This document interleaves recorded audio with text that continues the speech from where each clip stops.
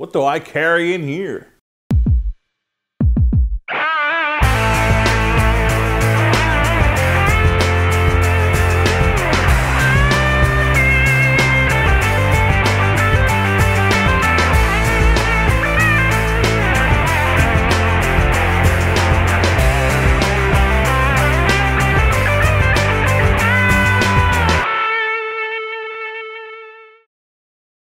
Hey everyone, Greg Cazillo from Cazillo.com. Welcome to Keep Shooting Monday number 21.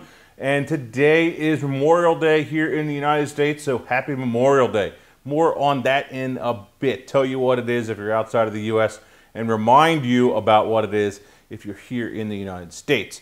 Now, as you saw a second ago, I'm going to be going over what's in my camera bag and my everyday bag, and actually a couple of my bags, and over the next few weeks. And next week I'm actually going to go over my laptop bag, which bag that I use as my everyday bag for my laptop, and all the stuff that is in there. I actually lightened it up just today because I was getting a little bit on the heavy side. I decided to lighten it up and make it a little easier. Also coming up on today's show is the motion photo assignment winners, as well as a new photo assignment, which is going to be extended by 2 days because of the holiday. So yesterday and the day before, if you took a really good photo, it is eligible. Stay tuned for that assignment. There really wasn't a whole lot in the news this week because of the holiday. Two things that I did want to mention. Number one was this video tweeted out by Iceflow Studios.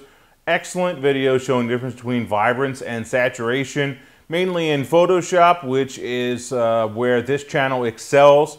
He has a channel and a website. Check it out. Excellent tutorials. But it also will apply to Lightroom, which is where I, of course, do the majority of my editing. So head over and check that out. Excellent website, excellent tutorials, and really nice guy, too. I've chatted with Howard a couple times, but never actually met him. So maybe one of these days we'll get to meet Howard. By the way, we really do need to hook up and do that video someday we talked about. So let's get that done, all right? Anyway, Flickr announced their new design and released their new design, which is kind of annoying because when I'm trying to show someone stuff, the exposure settings are no longer right there on the page. Makes it more difficult. I have to dig around and find them and da-da-da-da-da. And the CEO, Marissa Mayer, made this really stupid quote about there's being no such thing as professional photographers. Number one, she should know better for saying something like this. You know, her PR people obviously didn't tell her, either she didn't do her homework with her PR people, or her PR people should have told her what's going on, or, you know, been a little more careful. You know, something fell apart there. You know, you're putting this product out there for photographers, yet you're pissing them off by making this really stupid statement. That's number one. But number two, I really don't care about something like this. To me, being a professional photographer is not about having a Flickr Pro account. Then she went back and retracted this thing. It's just stupid. Not only is it stupid that she said it, it's stupid that she, you know, wasn't a lot more careful, but it's also stupid that so many people reacted in the way that they did. You know, us as photographers, whether you're professional or not, we need to hold ourselves at a higher standard and be more professional. Show that we do better work. Don't be quite so, you know, down on everything. Like we were down on Creative Cloud. Now we're down on this Flickr thing. You know, be more professional. Find ways to work around it. You know what I mean? Don't be such basically a-holes about all this stuff, you know, on the internet and blowing everything up and making these rude comments and, you know, saying all this stuff. Be more professional. Be a better photographer. And work around it. Maybe give somebody the benefit of the doubt once in a while. I don't know. It was a stupid statement, and you know, now it's everything that everybody wants to think about. It's just the stupid statement instead of the actual Flickr Pro. That was her mess up, or the Flickr redesign, I should say. That was her mess up. That's just the way it is. But just let stupid stuff like that go a little bit more. Because personally, I'm more worried about my clients, what I need to do, rather than this crappy little, you know, photo sharing service that they have out there. How much do you direct your second photographer? Patrick had commented on this video, which is about wedding photography and my wedding photography checklist. And he's asking, how much do I direct my second photographer? And it really depends on who I'm working with, number one. Number two, how much what do I expect out of them? Number 3, how long have I been working with them? How experienced are they? What equipment do they have? There's kind of a lot of variables there. I'm actually working on another video where I'm going to be talking about second shooting during a wedding and what I personally would expect out of a second shooter. Number 1, they're going to be shooting the journalistic images. I'll kind of throw out some of my ideas now, just for now. So number 1, they got to be shooting my journalistic images. Number 2, they got to be paying attention. Sometimes they're going to be holding my flash and setting up second light. Number 3, maybe I'm going to have them scout something. Maybe I'll have them do kind of an assist thing, or maybe help out the bride or groom, or maybe be at run fetch me if I need something. My images to me are first most of the time. I shouldn't say my images. I should say the posed images are typically more important to the bride and the groom than the journalistic ones are. So if there's a lull in the action for the journalistic photographer, the second shooter, then I'll send them off to go and do something if there's something that needs to be done. But for the most part, it depends on their skill level, how good they are, how much we've worked together before, and I kind of go from there. Got a question about kit lenses. I have a Nikon D90 with an 18-105 kit lens. By all standards, a kit lens package with a D90 is a good lens with the money. My question is, can I expect tack sharp images with the lens of this caliber? Number 1, your idea of tack sharp and my idea of tack sharp are probably 2 different things. So that's kind of subjective, I guess is the right word to use there. So I can't really say, your idea of it might be, yeah, it looks really good. To me, I might say, nah, it has this wrong, it has this wrong, it has this wrong, it has this wrong.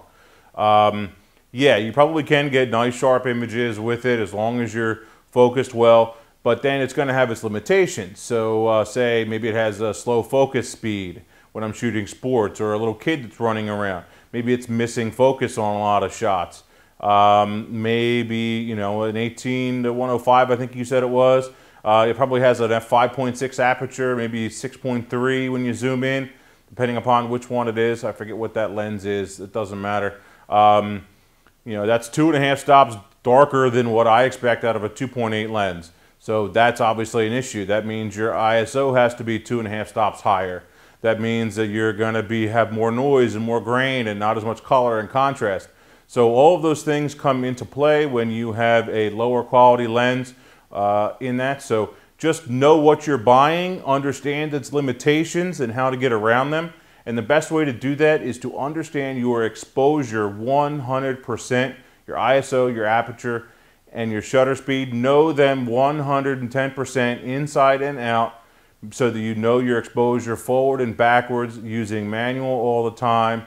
And that's going to be the big thing that's going to make a difference in your photography, is knowing that. Once you know that, then you'll know the limitations of it with each lens, with each piece of equipment.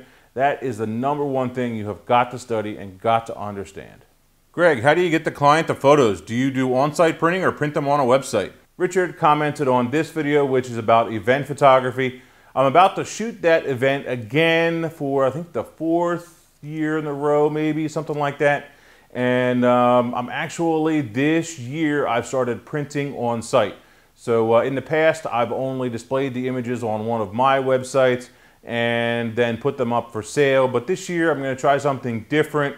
And actually, this one's going to be a bigger event, so I'm really trying something different and doing some stuff with technology. If it works out and it goes well and I do good on sales, which I hope I do, of course, which I expect to, I really do. I think it's going to improve sales greatly. This idea, I'm going to share it with you guys and give you a lot of the details on how I do it. Maybe I'll make an ebook out of it or do something with it. But it should increase my sales a lot with exactly how I have this stuff set up, and one of my ideas on how to share the photos and to get people to buy them, basically.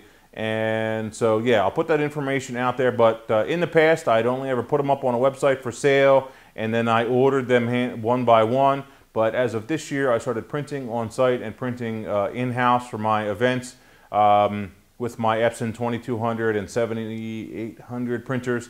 And so, yeah, it's working out quite well so far, and I'll keep you updated. Now on to our photo assignment. First, little housekeeping. By the way, if I ask you in the forum when your photo was taken, do yourself a favor and reply.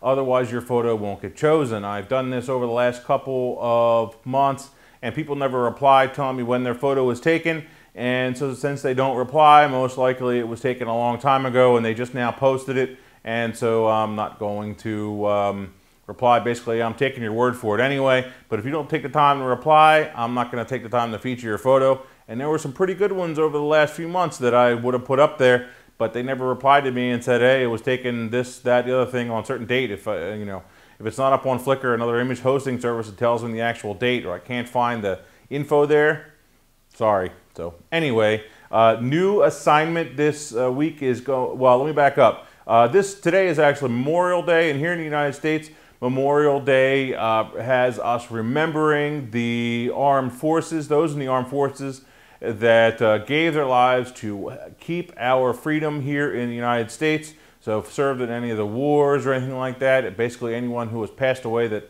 was in the armed forces. And so I wanted to do something that's kind of Memorial Day centric, but you know what, I said, let's make it a little more broad. Since Memorial Day is kind of the kickoff of the summer, let's make it that. Let's make it more of a summer theme. And by the way, if you had something that was really cool, this is the 1 week that I'll give you an exception. If it was something you really need that you took over the last 2 days, since it was a holiday weekend, from Saturday or Sunday, yesterday, the day before, they are eligible also. But other than that, the photos are due in 2 Fridays by 5 p.m.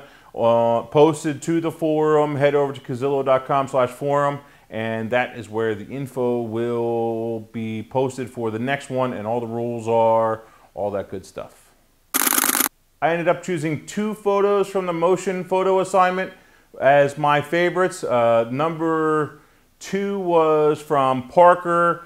Love this image, love the blue sky, capturing that motion. He chose the right shutter speed. I like how it's a little muted and not overly saturated.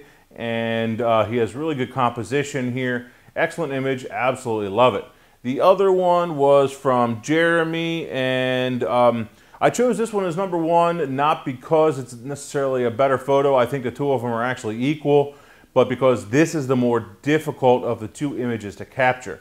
Pretty much anybody could, I mean, I'm not trying to down Parker or anything, but because it is a good image.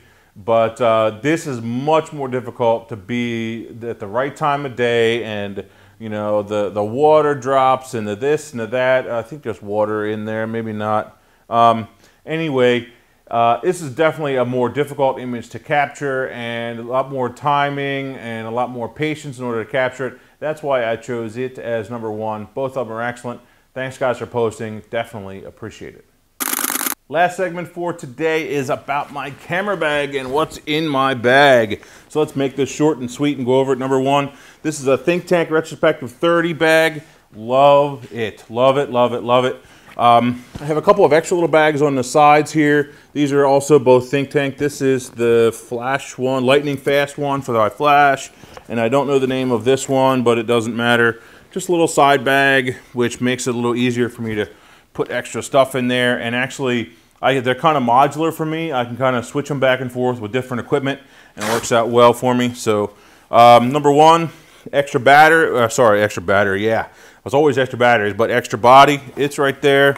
Diffuser for the flash, Think Tank Pixel Pocket Rocket. This is where I keep the majority of my cards, my larger cards, my 8s. And I think there's 1 or 2 4s left in there, but that's where the majority of my cards are. SC29 cable, then there's spare batteries in the bottom of that pocket. Then I have another card, another Think Tank Pixel Pocket Rocket, which carries the rest of my 4 gig cards, because I have something like, I don't know, 100 some gigabytes of cards that I carry around, and business cards on the back, of course. This one's tethered, so it doesn't get lost, and it's always in the bag, and so that's what I end up sticking it in.